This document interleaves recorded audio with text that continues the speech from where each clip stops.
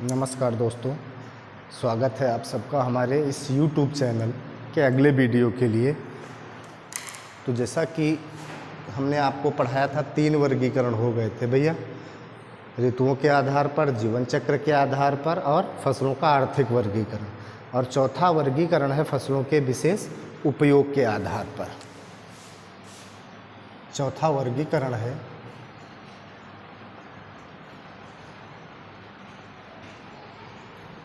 विशेष उपयोग के आधार पर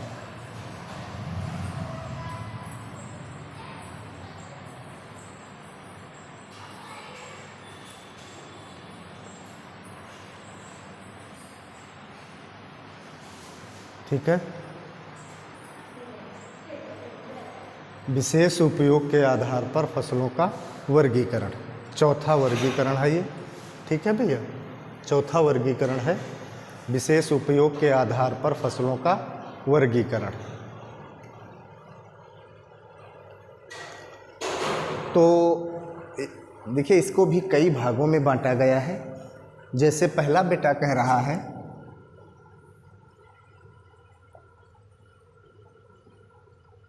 हरी खाद वाली फसलें, विशेष उपयोग है इनका, है ना, हरी खाद वाली फसलें। तो यानी ऐसी, इसको कैसे हम डिफाइन करेंगे कि ऐसी फसलें, या इसको कैसे हम परिभाषित करेंगे कि ऐसी फसलें जिनसे हमको या हमारे खेत को हरी खाद प्राप्त होती है ना, हरी खाद। अब हरी खाद भैया कैसे प्राप्त होगी? जैसे सनई है, ढैंचा है ना, सनई है, ढैंचा है, जूट है, पटसन है ना, लोबिया है, आदि सारी हरी खाद वाली क्रॉप्स हो जाएंगी। दूसरा कह रहा है मृदा आरक्षक फसलें।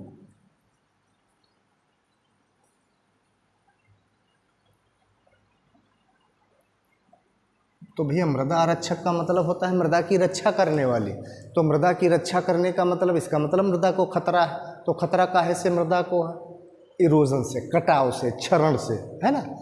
तो मृदा कटाव से बचाना है हमको, तो आरक्षक यानी ऐसी फसलें उगाएं कि वो मृदा को कटने और बहने से बचा लें, है ना।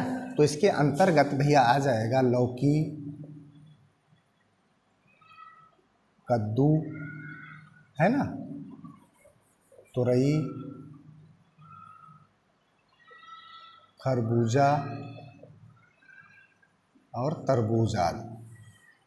ये जो फसलें हैं ऊपर से ढक लेती हैं, बारिश होती है तो पानी के बेग को सहन कर लेती हैं, जिससे मृदा कटने से और बहने से बच जाती है भैया। अगला कह रहा है नगदी फसलें। नगदी मतलब नगद, ऐसी फसलें जिनको खेत से डायरेक्ट बेच दें मार्केट में और आपको नगद पैसा मिल जाए। तो इसके लिए बेटा गन्ना है, आलू है, तंबाकू, ये आपकी नगदी फसलें। इनको किसान घर पे नहीं रखता है, खेत से तुरंत नगद कर देता है और पैसा मिल जाता है। अगला अंतर्वर्ती फसलें कह रहा है। भैया अंतर्वर्ती फसलें, अंतर्वर्ती फसलें, ठीक है, इसको हम कैच क्रॉप कहते हैं। इसे कैच मीन्स धन होता है, कैच क्रॉप, इसे कैच, इसे कैच क्रॉप, इसे कैच क्रॉप, ठीक है। यानी कैच का मतलब पकड़ना।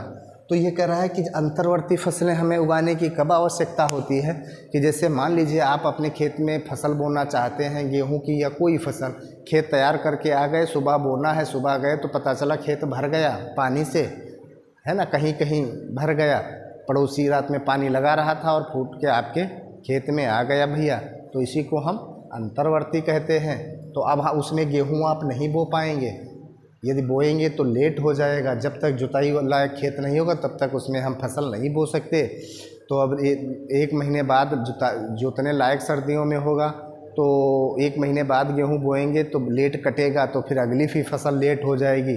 तो इसलिए हम कह रहे हैं समय को यहीं पर पकड़ लें, ये फसल लेट हुई सो हुई ताकि अगली फसल समय से हमें मिल सके इसे अंतर्वर्ती कहते हैं। ठीक है, तो इसमें कोई कम अवधि वाली, अब जैसे गेहूं वाले खेत में मूली उगा लिया हमने, मूली कम समय में हो जाएगी, फिर अगली फसल हमको जो लेना है वो ले सकते हैं भैया। अगला कह रहा है कीट आकर्षक फसल।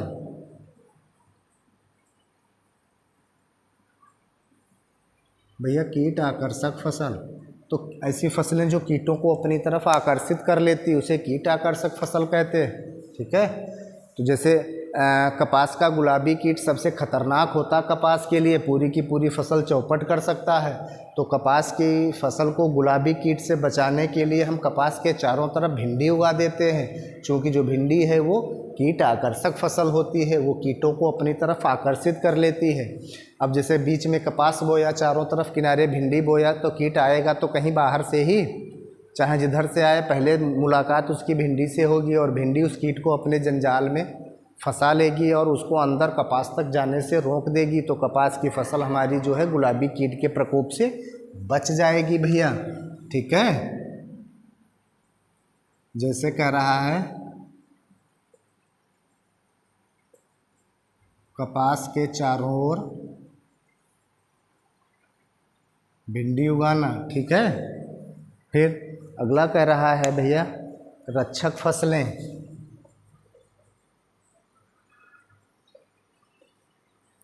तो रक्षक फसलें, ठीक है, तो रक्षक फसल, तो देखिए रक्षक फसल का मतलब क्या होता है, रक्षक का मतलब रक्षा करने वाली।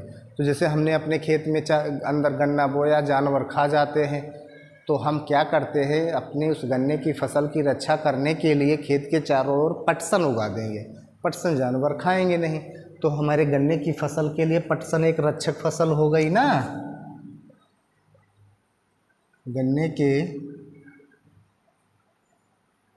चारों ओर पटसन उगाना। ठीक है भैया, अगला कह रहा है पोषक फसलें। ठीक है, पोषक फसलें यानी एक फसल दूसरी फसल के लिए पोषक का काम करती है। ठीक है, जैसे भैया चने के साथ सरसों उगाना।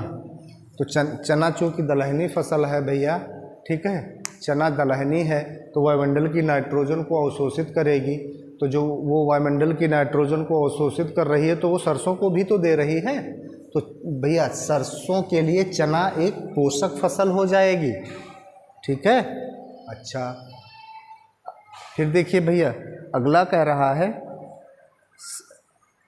शिकारी या गलाघोंटू फसलें।